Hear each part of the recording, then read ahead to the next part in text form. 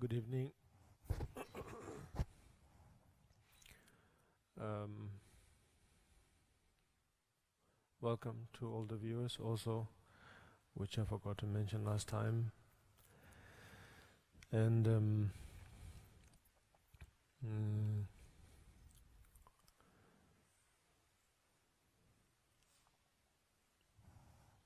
well, it's a pleasant surprise.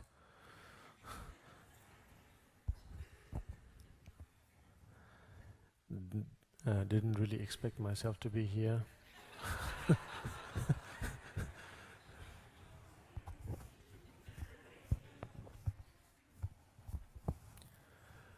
But nevertheless, due to some of our friends that it coincided, and so therefore I'm glad that I'm with all of you today for this session of the Genesis meditation. May this benefit all of us.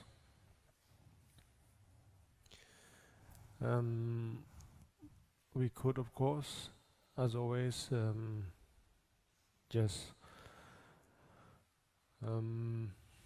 march head on with the meditation, and to most of you it must be quite the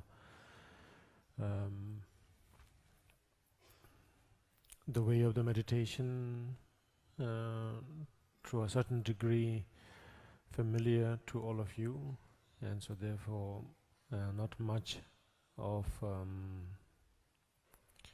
encouragement is required. Nevertheless, I suppose I am in some ways expected to see a few things, and so therefore I would once again basically repeat what I've said during our last meditation. Normally I prefer to start the session with questions in a way,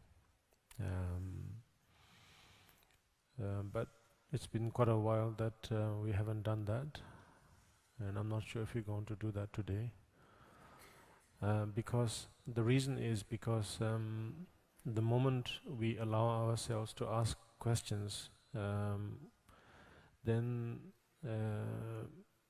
we begin to ask probably questions that are not really related to exactly what we're supposed to do, or not to say what we're supposed to do, but according to the subject of why we are here, sort of thing. And then it deviates. Sometimes we sort of unexpectedly come to the subject of why we are here through question and answers. So therefore I'm trying very hard to actually just go one-way traffic to make sure that we focus on why we are here, sort of thing. And of course the subject is none other than meditation. As I said last time, meditation is not about thinking, and that is something very, very hard for us to do, because we are so used to thinking. From the moment we are brought up, whether we know how to engage with the first individuals that we come across, be it our biological parents or non-biological parents, somehow we are, not to say forced, but with good intentions, with genuine intentions, we are somehow guided to converse, guided to somehow engage in sort of dualistic interactions, one could say. And so obviously the mind or the consciousness is such that its nature is to somehow absorb. It's like breathing, one could say. Absorbs in a way as it inhales and absorbs in a way as it exhales, sort of thing. So we basically imitate. We absorb what we see, what we feel, and we exhale what we equally absorb. So therefore, from that moment onwards, we have been absorbing so much from our first teachers till the present teacher, one could say. We could of course label them as kindergarten teachers or parents or such and such teachers, but nevertheless they're all the same, more or less. We keep absorbing and we keep mimicking how they go about the everyday routine, sort of thing. So therefore, due to the majority of the interactions that we face from one could say the very beginning, although of course it's a conceptual thing to say beginning, of course, whether we believe or whether we are used to the idea of rebirth or not, we have a sense of beginning, and so that's why I try to sort of relate to the idea of beginning in terms of probably this life. And so therefore, from that point of view, the very first interactions are none other than our parents, be it, I say again, biological or non-biological. So some of us, whether we call it fortunate or lucky, the first encounters may be extraordinary or enlightening, in terms of they are, not to say enlightened or spiritual, but very grounded to earth, so to speak. And because of it, we are able to take in sort of the process of how we walk, how we talk, and everything. Some of us may not be, not to say that we are doomed in such a way, but nevertheless, some of us are fortunate, and probably some of us are not. But once again, to say that doesn't mean that we are doomed. Constantly, of course, we have a flow of opportunity where we can make sense of everything, and probably that's why we are here. And as I said, concerning the meditation, the reason why it's difficult for us, in some ways probably difficult for us to meditate, is because of the way we are brought up. Almost, one could say, not to put it in a negative way, but to put it in a very general way, 99.9999 of the time we are in some way used to the idea that we have to think because our parents are used to think, and therefore I have to think. Is it harmful? Of course. There's no way to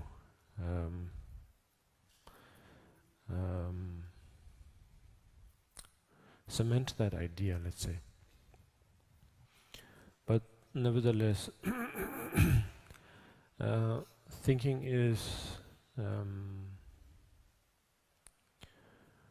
um, a part of our everyday.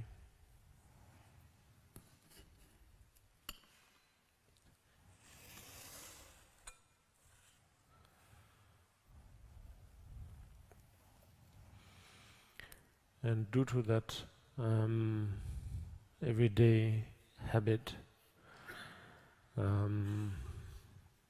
I suppose probably we can talk about the different realms that the civilization that particularly that that we are trying to identify, particularly here in India, particularly in the East, and particularly here in this nation. Its history, of course, is extremely rich, so rich that we cannot really define when it began its history. But one thing we can somehow relate to is that that they were very used to the idea that how to say they were very used to the, of course, to the idea of rebirth. They were very used to the idea of causality. They were very used to the idea of in a way, to a great extent, how concepts worked. And excuse me.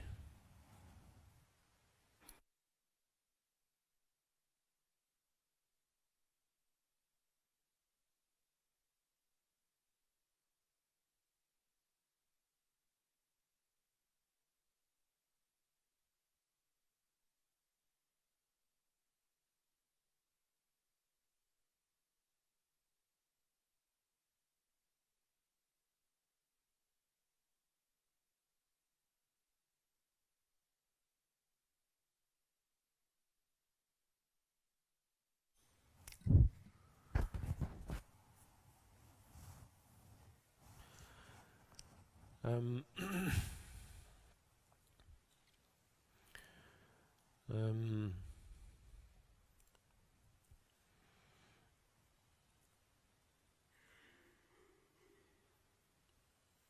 the religions that existed in this nation, philosophies, way of life, I suppose they went through much of what we have gone through, of course, or of much of what we are going through in terms of identifying where is the center and where we are going, where we come from, and so on. But nevertheless, through many trial and errors, that they were able to somehow come to some sort of agreement with themselves, or overall understand that that you cannot really grasp totally. And so therefore, of course, that's how the practice of Buddhism was born through it, one could say. If you don't take a very patriotic sort of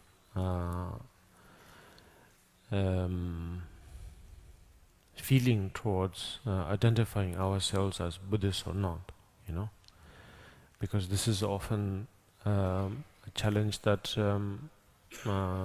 Buddhists face, I think, because they feel that either I'm born as Buddhist, or that I have converted into Buddhism, and so therefore I must act and perform accordingly, sort of thing. So the obscurations, so to speak, obscuration that that is there for genuine meditation, one could say, is none other than, well, as I said, thinking. And so, although of course thinking is not in any way harmful, absolutely harmful, but nevertheless it sort of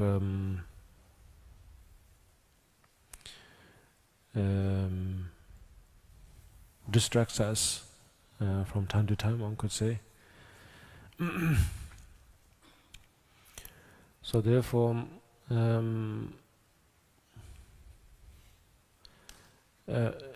if we ourselves genuinely want to meditate, then of course it somehow involves a lot of procedures, one could say. For example, in the Buddhist sort of traditional sense, it is said that a number of education is required, number of time is required to spend in order to get ourselves acquainted with the practice, with the idea of meditation.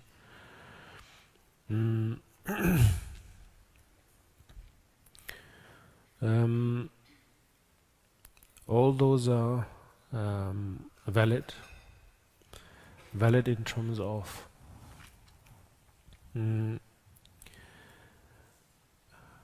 well, how do I say valid? I suppose, as I said last time, it depends on the individual, I suppose. Valid in terms of if we are too distracted, one could say, from organization, one could say. It's a funny thing. If, let's say, if we are too absorbed into organization, then we have to find a method just to come out of it. And if we are not, then somehow, if it means that to get into an organization will help us find the sense of peace or happiness, then we have to do just that. So therefore, I suppose from every era, every civilization, things change. I don't know exactly how to describe how our era, whether we are too organized or not, I don't know. It's really up to the individual. But accordingly, we have to work with it. Meaning that probably some of us are too engaged in a very systematic, programmed way of life, where we have to constantly sort of work towards our image of how we are seen to oneself, to each other. And then according to that, then a particular set of method or practice is required. And to some of us, maybe we are possibly too relaxed, almost, let's say, too careless in a way of what's happening around, because maybe we are too